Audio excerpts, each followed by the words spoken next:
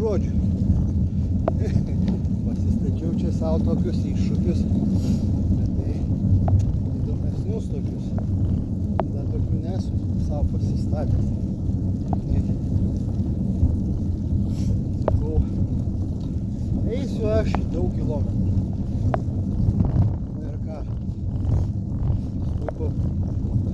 Pabandžiau su dviračiu važiuoti. Lemba, gerai gaunasi su dviračiu važiuoti. Jaunystę prisiminus.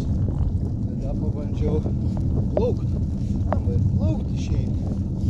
Paskui galvojau, dabar ir važiuosiu. Plauksiu, važiuosiu. Paskui dar eisiu. Tai va, dabar jau aš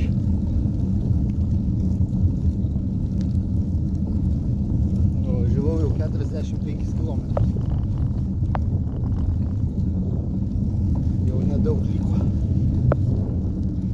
Iki to finišo, bet iki Palangos toliau. Iškiek apsiskaičiavau su tais kilometrais. Nieko. Tai, žodžiu, dabar gavosi, kad teks nuvažiuoti biskit truputį daugiau kilometrų. Nu ir nuplaukiau truputį daugiau kažką, tas laikrodis vėlė ir 50 metrų daugiau privėlė man ten tų. Nes norėjau 2 kilometrus nuplaukiau virš 2. Norėjau 500 km nuvažiuoti dviračiu. Daugiau nuvažiuoti. Nu, nors ėjimas, kurio aš labai bijau, nes jau galvoju, kad nepatempsiu. Žiūrėsim, nepatempsiu, tai sustosiu ir sėsiu. Bet bent jau ėjimas yra nuo taško A iki taško B, nežinau kiek tų kilometrų, gal 25. Darai. Jau važiuoju. Startavau aš su savo visai šitais 7:30, 8. Tai 8:30, 8:10 paplaukiau. Su grįžimu paplaukiau. Paskui išvažiavau. Ir minu aš dabar jau 2:40. Kaip koks Valujavičius. Žinau. Iš tikrųjų negalvojau, kad taip lengva. Jaučiasi aišku kuo, bet šiaip labai visiems rekomenduočiau. Sėskite dviračio ir važiuokite. Pasižiūrėkite, kiek toliausiai galit numinti, jeigu padangą nenuleisit. Padangą jau. Nuleistų padangą ilgai stumtis, tada jau ėjimas pliusuotus. Tas reikalas, kaip tas ėjimas irgi. Visą dieną purškė toks žiaurus gan. Toks lietus toksai, nu, nei lyja, nei nelyja. Purškė. Tai va, akinius valau. Subraižysiu šitos naujus stiklus. Ant kameros irgi. Įsijungęs GoProškę. Timelapsinu. Tai vieną batarkę atlaikė. 2,5 maždaug valandas. Timelapsinu, dabar nežinau. Svarbu, kada važiuoti iki Palangos užteks. Kažkokia paprastesnė ta batarkė. Tai va, tokie vat reikalai. Nieko aš daugiau čia neturiu ką labai pasakyti. Bet vis pažiūriu tos dviratininkus. Juokas ima, dabar iš savęs juokas ima. Kaip čia ant to dviračio kažką bandau išgauti.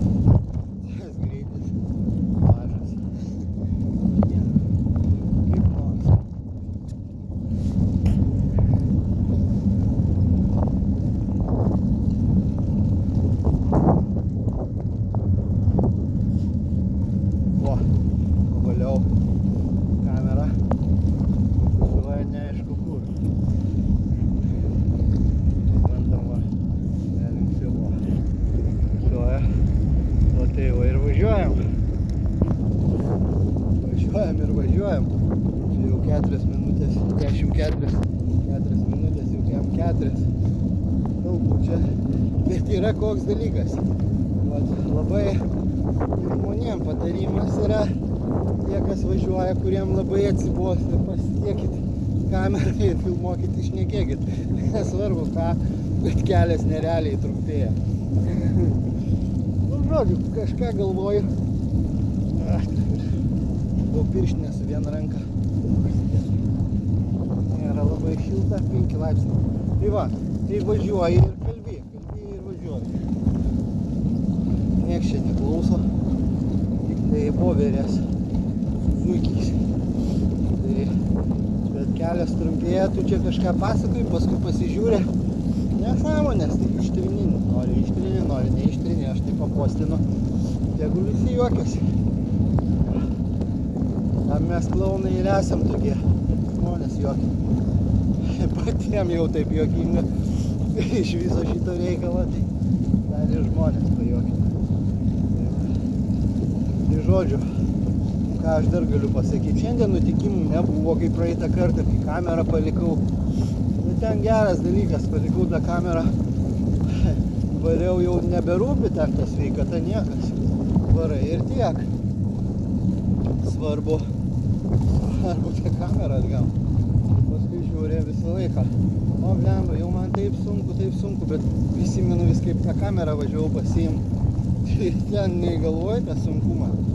Tai reiškia, tas organizmas galvoja viskas, organizmas tai laiko. Galvoja, atrodo, kad jau viskas, gysla trūko. Irgi vieną kartą važiuoju, šneku, pasakoju kažką. Liežuvis pradėjo tirti, įsikandau, galvojau, mirsiu. Pasirodo, nieko jis ten ne. Liežuvis yra raumuo.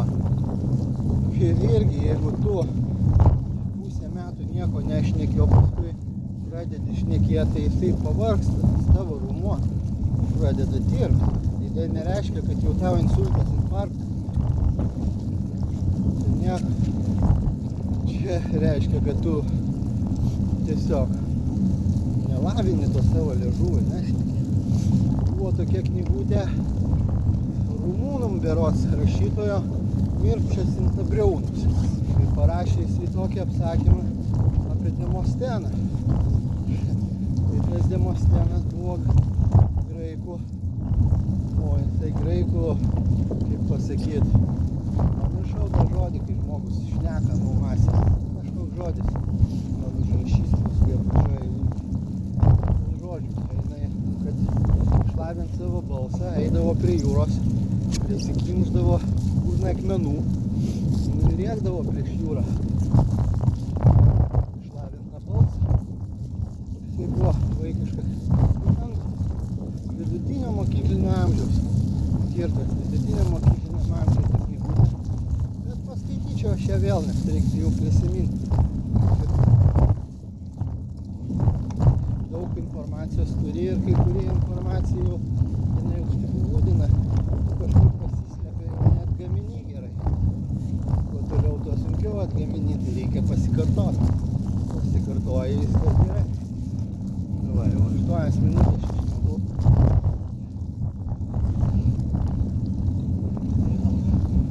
Pačiam tik ir įdomu tos šnekos, bet buvo čia toks atvejis, teko sėdėti ilgą laiką, sėdi, niekur negali išeiti, tiesiog reikia pralaukti. Bet ten ne tai, kad nori, tiesiog buvo tokia situacija, kad reikėjo pralaukti. Sėdi tai tą YouTube, pradėjau žiūrėti vieną kanalą, kitą kanalą. Tai tiesiog žmonės dirba savo darbus ir pasakoja, ką jie tenai. Esmė tokia, kad yra ta tikslinė auditorija ir tie žmonės, kurie daro tą patį darbą, jiem labai įdomu, ką kitas galvoja ir ką pasakoja. Man buvo įdomu aplamai, kaip reiškia, aš esu to mėgėjišku kinu nuo jaunystės, užsiiminėjau ir vis tas filmus rodydavau. Tai tas mėgėjiškas kinas, jisai išnyko. Pasirodo, jisai egzistuoja ir toliau, to YouTube'e egzistuoja. Tai jau mėgėjiškas kinas, dar kitaip neprofesionalus kinas. Ir vis pažiūriu, ar kas nesivėja ir nesiklauso. Tai nesiklauso ir nesiveja. Tai va, tai tas neprofesionalus kinas pasiema žmonės kamerą ir filmuoja. Tokia dokumentika, nedokumentika, kaip ir realybės šou kažkas. Man tai kaip kokia terapija, aš tiesiog tų minčių galvoj belenkiek kartais būna. Tai ir neklauso, tu te pasakoji žmonėm, te kažkas jiem įdomu, kažkas neįdomu. O kaip pavyzdžiui, ar tu parašai, ar tu nusifilmuoji, viskas tu gali paleisti ir viskas. O jie norės žiūrės, norės nežiūrės. Kažkaip čia įdomi, sunkiau.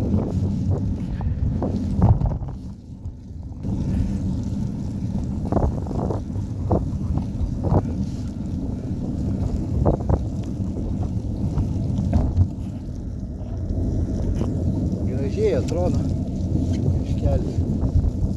Privažiuojam šunų vedžiojimo vietą, tualetas mėlyn. Tai va, gerai, užtenka čia tų pasakojimų. Gal pratęsim kažkokį kitą etapą, kai eisim. Man labiausiai tai gaila, kad aš negaliu, niekaip nesugalvoju, kaip filmuoti baseinę.